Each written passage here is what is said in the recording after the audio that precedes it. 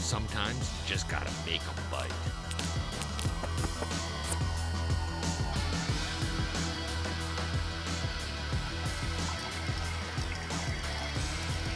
Oh, there he is. Look at that. Great big one. Ooh, ooh. This spot's gotta have fish. Ah, got him. Good one, boy. Good one.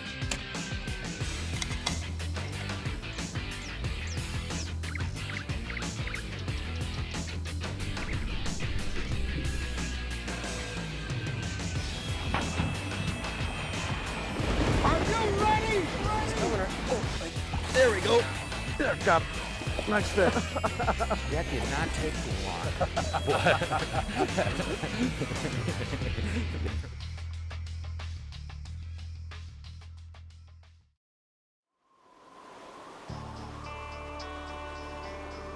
To casual observers, rivers appear little more than collected rainwater or snowmelt flowing through the nearby landscape.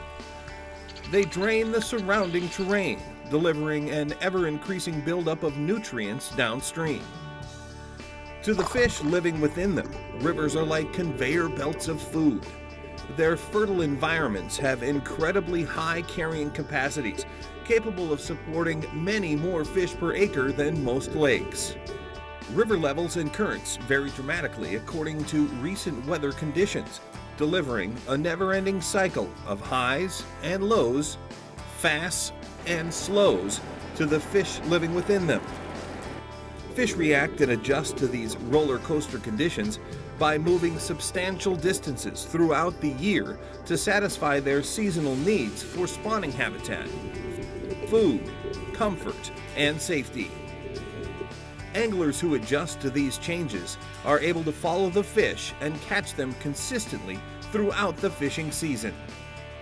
Today, on The Edge, we go after early fall smallmouth bass during their seasonal transition from shallow, rocky summer areas with swift current to slackwater wintering holes, providing safe haven for a long winter's rest. David, your fish is bigger than mine again. Again, Al. Look at that. That's another whopper. Yeah. Then, we apply precision trolling tactics, grinding deep running crankbaits in shallow water for midsummer walleyes relating to significant current flow. Because in rivers, if you don't go with the flow, you won't see any net results. Whoa! Al, you flopped out. I'm going to net your fish from now on. Yeah, you net my fish from now on. Hey, I ain't taking no chances. The weatherman said it ain't gonna rain on you, but I've been tricked too many times. You know, this has been one of those really crazy years. 3 days in a row, 30-mile-an-hour winds. Next 3 days, constant rain, or a combination of both of them. Definitely what I refer to as storm suit days. This is like a part of my fishing tackle this season. I don't go on the water without it. You know, Dave and I are going to chase some smallmouth bass. Fishing's really been pretty darn good.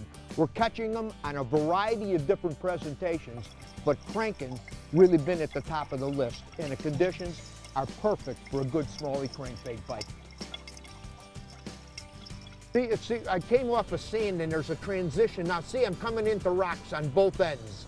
This area is really rocky, with more rocks off there, but I'm scattered rocks down this side. This whole basin area here is rock where we're getting these smallmouth.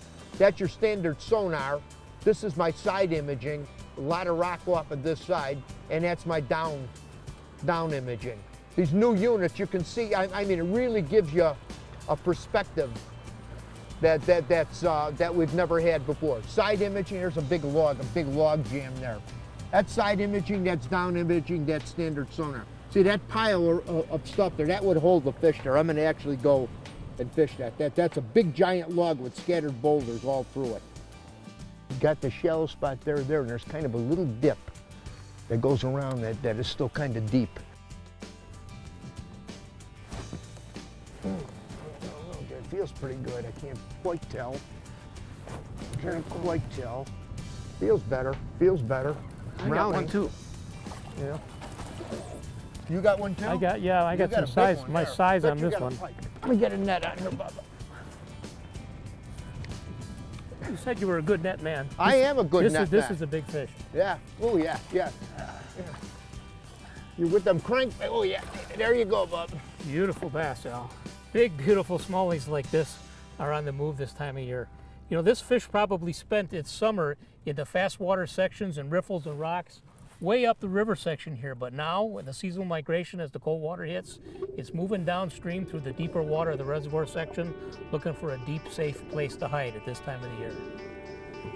As water temperatures dip below 60 degrees in fall, river smallmouths commonly migrate 20 to 40 miles during a dramatic seasonal transition. The fish are often here today, gone tomorrow, and seldom linger in any one area. The system we're fishing today encompasses many miles of free-flowing rocky river that flows into a shallow reservoir. At the beginning of the fall migration, upriver stretches still hold most of the fish. Mobile smallmouths tend to remain relatively shallow at this time, swimming downstream in perhaps 3 to 6 feet of water. Several weeks to a month later, as water temperatures dip from the high into the low 40s, smallmouths will have vacated the shallow upriver stretches in favor of deeper downstream areas where current dissipates throughout the reservoir. Arriving groups of smallmouths pile into deep wintering holes and begin forming huge concentrations where hundreds of bass cluster tightly together along the bases of drop-offs out of strong current flow. You know, what's intriguing is usually you think about smallmouths being in the fast water, and then if they're going to be on an island or a bunch of rocks, they're going to be on the top side where the water's coming down and pounding that front face and is real turbulent. Well, the water here is real high and it's cool, it's a fall, and actually these smallmouths that we're catching are on the downstream side of what is basically an island here, and they're in that little pocket of a little bit calmer water on the bottom end of an island, and that's not usually where people would think about smallmouths, but under these conditions it seems to be where the herd is gathering. I should have to wake one up before David gets in there with that other color. You know, whack him again.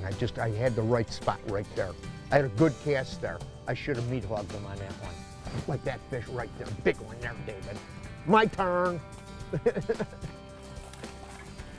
Want a net for that guy? Yeah. You know, with that DT, Oh, I prefer to. You're I on don't your want own. chicken. I've got one. You got one I too? got one too, yeah. Oh, David. You're making, well, I got mine first, so I net mine first. I gotta net my own fish. I gotta run to who's got the biggest fish. Well, I'm doing mine. Let me see. Oh, yours. Get yours in here. Come on, get them both in there. Lift them. All right. Oh, man. You know what? I gotta put them back. This fish is bigger than mine. Here, get yours out of here. The fish we're catching today are fairly shallow, in about 3 to 6 feet of water. Our Rapala DT4 and DT6 crankbaits run just deep enough to tick bottom occasionally, revealing areas where the bottom changes from soft sand and silt to exposed rock. When we feel rock along the edges of the channel, get ready to set the hook. Oh, there he is. By mid-fall, as more and more smallies arrive in the downriver reservoir section, fish begin dropping into perhaps 6 to 12 feet of water along the edges of their wintering holes.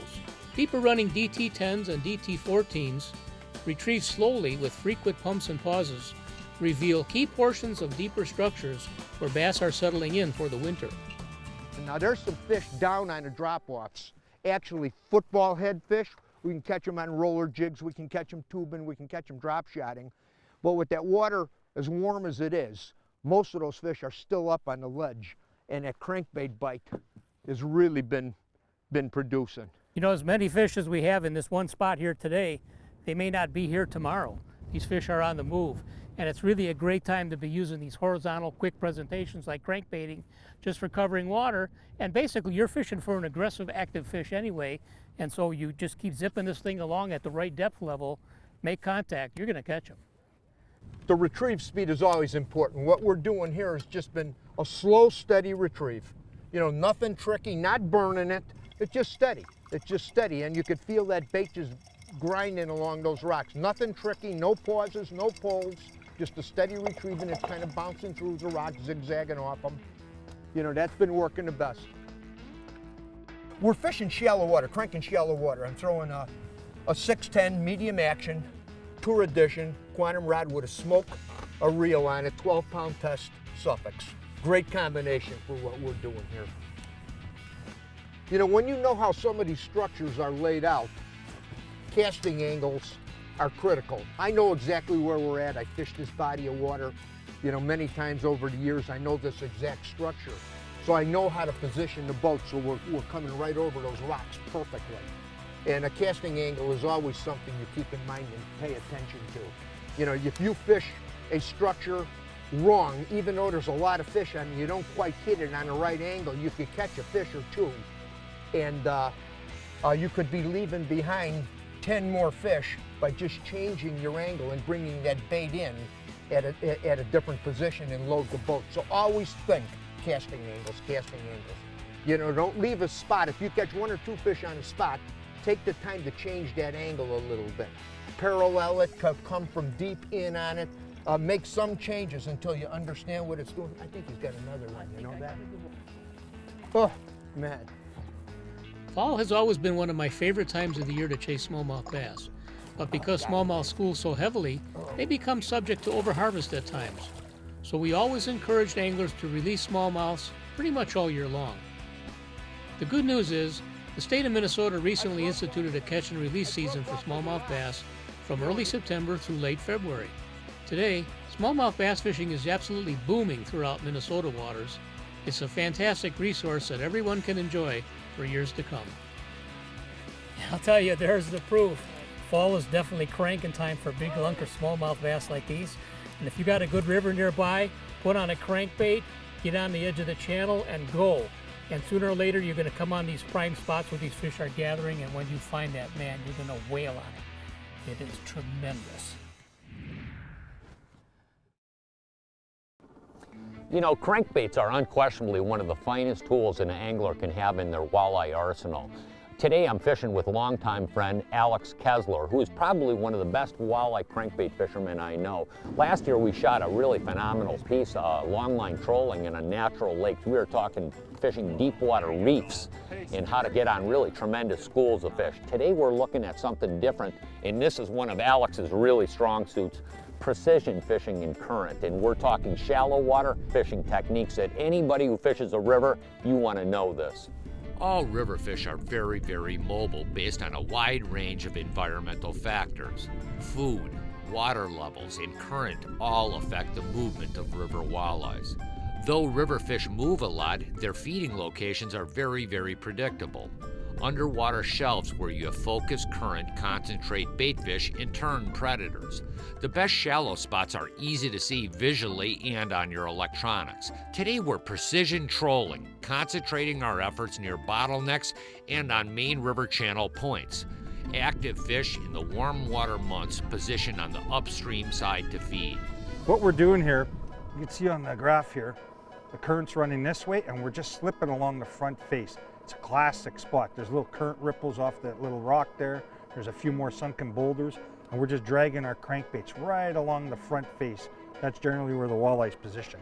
You can see with this whole series of boulders that run all the way across here, this is almost a barrier across the river, and it actually gets real shallow, and the water's focused through this bottleneck. And this is absolutely a key feeding location in any river for just about any fish species. This is it. This is where the fish feed at. When they come to feed, this is the spot.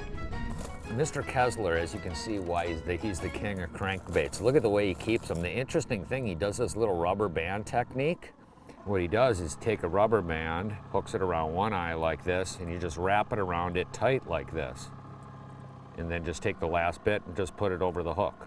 And there it is. You throw it right in there and you can just keep them in a big box. So what's my color, Alex? You say this guy right here? Yeah, it might be a real good one. That one or right do you there? want to go that brown, if you can find one of these brown ones, that one there. That's really hot. Brownie? Brown, oh yeah. Okay. Orangey brownie in here. See, and you just take Good it, color. unwrap them, you go like that. But the thing is, it's a great way to keep your crankbaits in one line. I was actually thinking about changing my crankbait selection to run like that. What it is you can actually just cast the bait out a distance in back of the boat, reel it down, and the bait hits 12 foot almost instantaneously, and that bait is functioning. So it's really efficient. Got him. Got him? Good one. Good one? Well, There's one. There we go. boy, That's holy a nice mackerel. walleye. That's a fatty. Holy mackerel. That wild? It's Oh, when he just beauty. barely go. There you go. There we go. Now we're talking. How do you like that? Pop them right out of the net. Look at that, gorgeous. Oh, there's one. There's one. There's one. Got one, sir? Yep. Any weight? I hear a little drag. Boy, he's bowling around. I don't know. He might be hooked on the cheek or something. Yeah.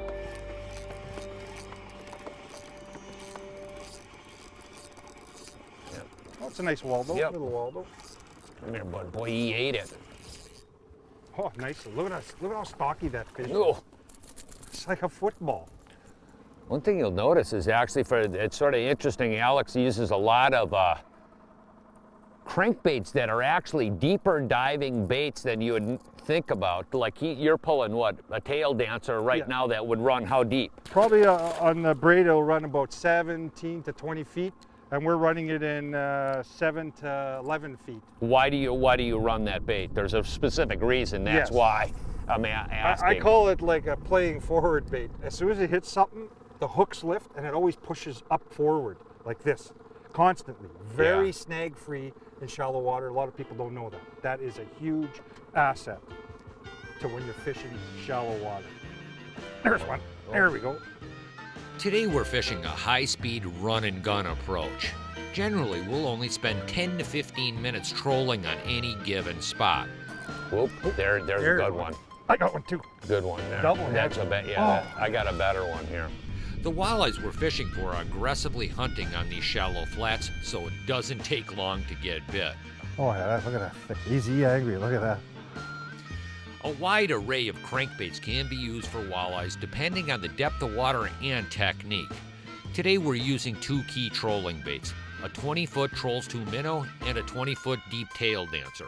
Both of these long-billed baits have a wide vibration pattern and are amazingly snag resistant.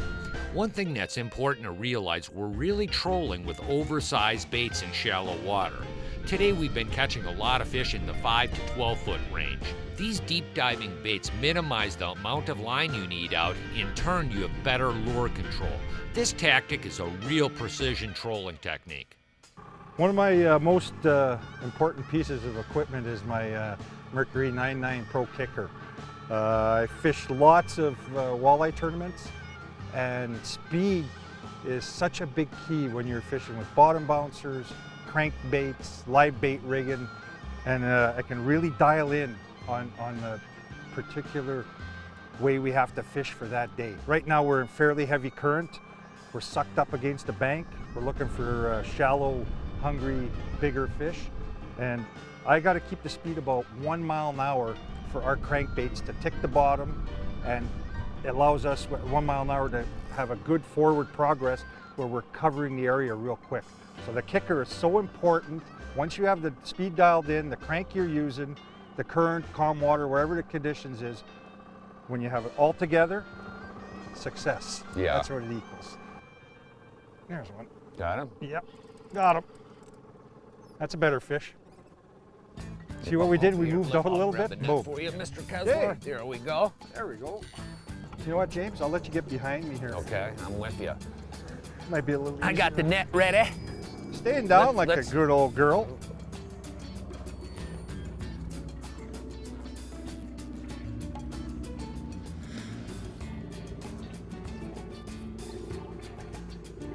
That's one thing, you got the kicker just sort of holding us in place here. Yeah. It's really sort of nice. Here she comes. Got a little weight. Oh boy, Oh, look nice at that one. Oh boy, look at that one. It went. Whoa! Now we're talking. There you go. There's a whopper stopper for Now ya. there's proof crankbaits catch big fish. Yeah. Look at that guy That there. is That's a beautiful. that's a tank and a That's half. a beauty. Boy, look at that. Was that a beautiful fish? Holy mackerel. Fine-tuned cranking is the key to catching big walleyes in current. Live bait isn't your only option for catching walleyes. Jigs, soft baits, and hard body baits are deadly for triggering big fish to strike. Break tradition with Walleye Artificial Intelligence, part of our Angling Edge instructional DVD collection, available at anglingedge.com. Hey, this is really neat. You know, every year at Christmas time, my wife buys me one of these inspirational calendars, and they all got a different theme each year. This particular one is individual people sharing something that God has touched them with in some way, shape, or form. Let me read this one to you. I really liked it. During a week's hospital stay, I had enjoyed a colorful Tahitian scene on a wall in my room, so I was dismayed when a beaming hospital volunteer stepped in one morning and took it away. The lady must have caught my expression. She said, "I'll be right back," and a few minutes later, she wheeled in a cart filled with framed prints, landscapes, flowers, ballet dancers, and galloping horses. She said, "When you look at something every day, you stop seeing it." When you look at something every day, you stop seeing it. I thought about her words. Had I really stopped seeing the things I saw every day? Because we're always there, these things were always there, they had become invisible. Then she goes on to say, the more often I used an object, the less I seemed to notice it. Shouldn't an abundance of material blessings make me more grateful and not less? That morning I made a resolution to thank God each day for something familiar. Hey, when I left my house that day, walked through my house, went through my garage where all my fishing tackle is, got in my car, went by my boats, 2 boats. I thought to myself, God, help me never to take your blessings for granted. Hey, from all of us here at The Edge, you have a good, safe fishing season. We'll see you on the water.